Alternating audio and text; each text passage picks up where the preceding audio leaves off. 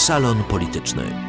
Renata Wittmann, dzień dobry. Naszym gościem jest dzisiaj Mieczysław Rinkus, sygnatariusz Aktu Niepodległości Litwy, były ambasador Litwy w Hiszpanii i w Gruzji, a także były dyrektor Departamentu Bezpieczeństwa Państwa. Dzień dobry, labas rytas jums. Labas rytas.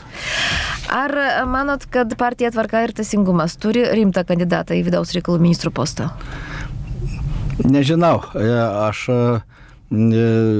socialdemokratų vietoje iš vis atsisakyčiau tokios kompanijos, bet ne nuo manęs priklauso. Kodėl atsisakytumėt tokios kompanijos? Tai yra partija, kuri, manau, nėra labai garbinga. Ir tai ir istorija tą rodo. Be to ir vadovas praktiškai pažeidęs konstituciją. Tai iš esmės... Bet tai yra socialdemokratų, čia sprendimai, tai už jos nenuspręsi. Jūs jiems negalit patarti, jie jūsų... Patarti galiu, bet tas nieko nebėra. Mano patarimas nieko nereiškia. Bet žinot, socialdemokratai atsikratė Lenkų rinkimų akcijos. Dabar dar, tai reiškia, kad aš dėl to dar būčiau pagalvojęs. Aš nebuvau tokios nuomonės, kad tą reikia daryti. Bet tiek to. Bet jų jau nėra koalicijoje. Dabar jeigu nebus ir Tvarkos ir Teisingumo, tai reiškia mažumos vyriausybė mums čia gali būti. Gali būti. Tai kaip susiorganizavo, taip ir bus. Tai, manot, kad iššoks į šitą vagoną kas? Konservatoriai, liberalai? Kas galėtų? Tikti šitai kompanijai. Nebežinau, aš čia, kadangi visos tos koalicijos yra tokios mechaninės, dirbtinės ir praktiškai politizuotos iki maksimumo, tai iš esmės net sunku pasakyti. Žodžiu, ne principų ten reikalas. Ne, kokia čia geresnė, kuri... O interesų reikalas. Jo, interesų. Čia kažkur girdėjau tokia, čia visai nebloga pasakymą, kad... yra politikų grupės, bet ne partijos. Tai nėra partijų. Iš esmės, iš tikrųjų, jo neegzistuoja. Egzistuoja politikų grupės įvairios. Ir kaip ten buvo pasakyta, yra pozicija ir opozicija, daugiau nieko ir nėra. Gerai, o kaip Jūs manat, ko ieško STT ir kodėl atsistatydino ministras Barakauskas? O čia pamatysim dar, kaip čia viskas bus. Čia daug klausimų dėl šitos istorijos kyla. Kokių, pavyzdžiui? Įvairių. Iki šiol, kur buvo tie suėmimai, sulaikymai taikomi, vis pasibaigdavo tarsi niekuo. Tai čia tų pavyzdžių jau keletas. Tai vėl kyla klausimas, ar nebus čia dabar kaip ir tradiciškai jau. Vis tik buvo sulaikyti 48 valandoms. Taip, kam tos 48 valandos, kokiu pagrindu tada tai yra daroma. Bet paskui staiga paleidžiama. Ir čia netgi ir teismo prokuroras, kad nesikreips netgi dėl tolesnio, taip sakant, apribojimų. Tai čia kyla klausimų rimtų. Ar tai yra teisėtas tada sulaikymas, kam jis naudojamas tas 48 valandos, kodėl tą reikėjo daryti. Tai yra numatoma įstatome sąlygos, bet ar buvo tų sąlygų dėl tų, ar ir dėl kitų priežasčių. Tai ar paprasčiausiai nori su kokio nors papildomos informacijos ištraukti, ko jie patys nesugebėjo surasti. Čia, sakykime, šita dalis.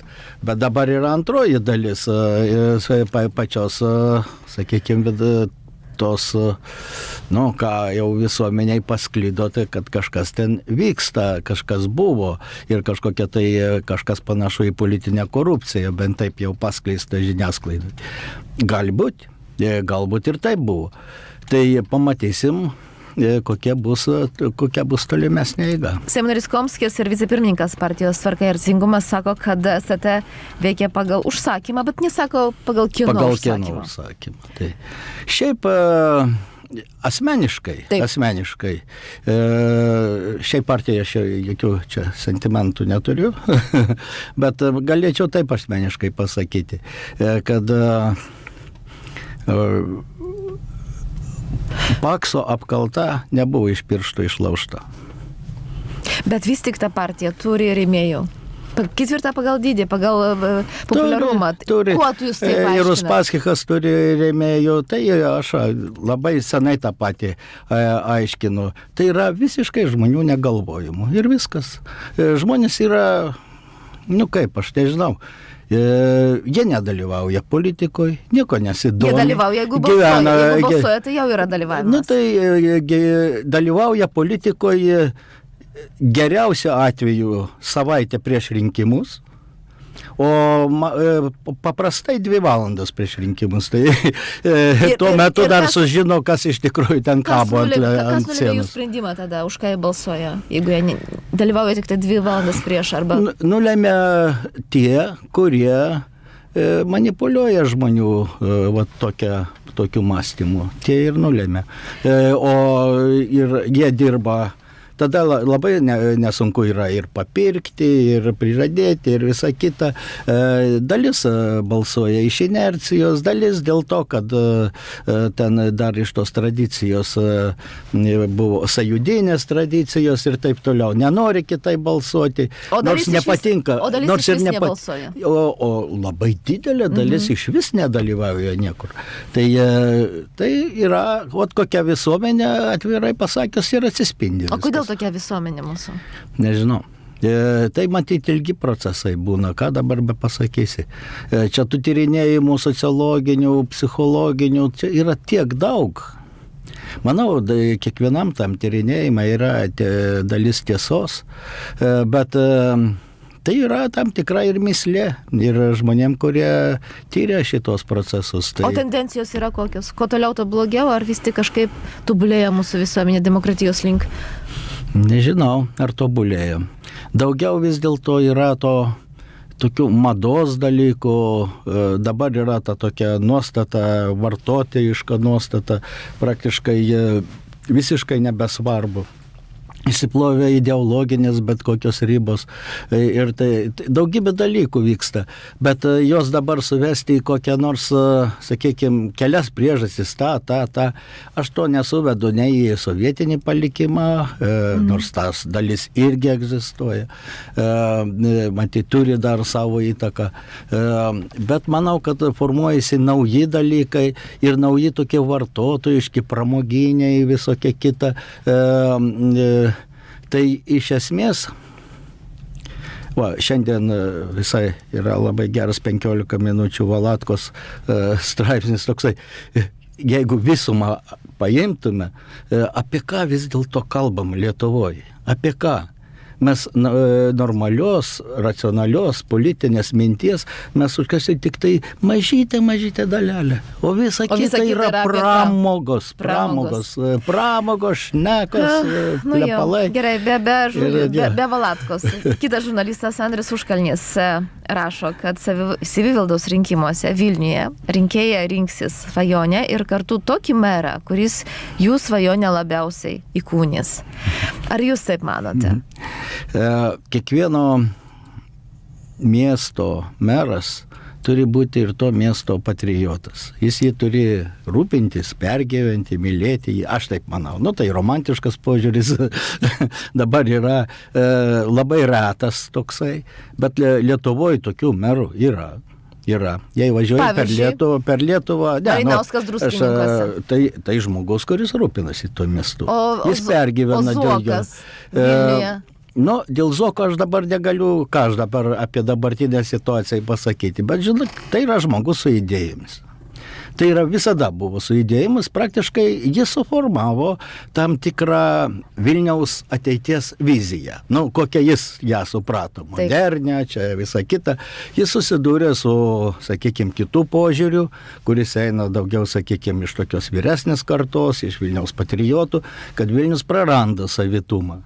Tai savo istorinį savitumą, savo veidą gali prarasti ir taip toliau. Bet vis dėlto, kaip ten bebūtų, tai yra, Zuokas yra vienintelis, su kuriuo ginčijamasi.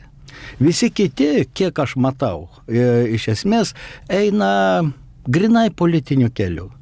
Visiškai. Tai yra politinis Ir tai nėra ženkliukas. Vilniaus patriotai. Jokių aš Vilniaus nematau. Čia ne vienam kandidatė praktiškai dar nepamačiau. Tai kad jis rūpėtų jam. Jam rūpi partijos balansas, ką partijoje ten galima, kaip čia padaryti toj politinėse visokiose svarstyklėse. Gerai, o tuo tarpu konservatorių lyderės, konservatoriai, kurie niekaip negali patys kandidatą surasti į Vilniaus mero postą. Ja, aš manau, jie greitai niekur nebesuras jokio lyderio. Bet jų lyderis Kubilius sako, kad Zuokui tiktų bankrutavusio mero, o ne svajonių mero istorinis titulas. Tegu jie pasiūlo kitą variantą. Tai įdomu, jie patys bado pirštų į dangų. Ten ir, Kodėl tokia rimta didelė partija niekaip negali susirasti kandidatų? Jie nesurai, kuo toliau, to mažiau begali. Kodėl taip yra? Matyt, yra išskydusi ir pakrikusi partija, tai ir viskas. Tik tai laikosi lozungais praeities ir daugiau nieko nebegali. Tai. O Tomaševskis ar turi šansų laimėti Vilniuje, kaip manot? Ar tai yra patriotas Vilniaus? Nežinau. O šito tai nežinau, reikėtų pasisakyti šio klausimu. Bet nejaučiu irgi, kad tai irgi politinis reikalas, absoliučiai.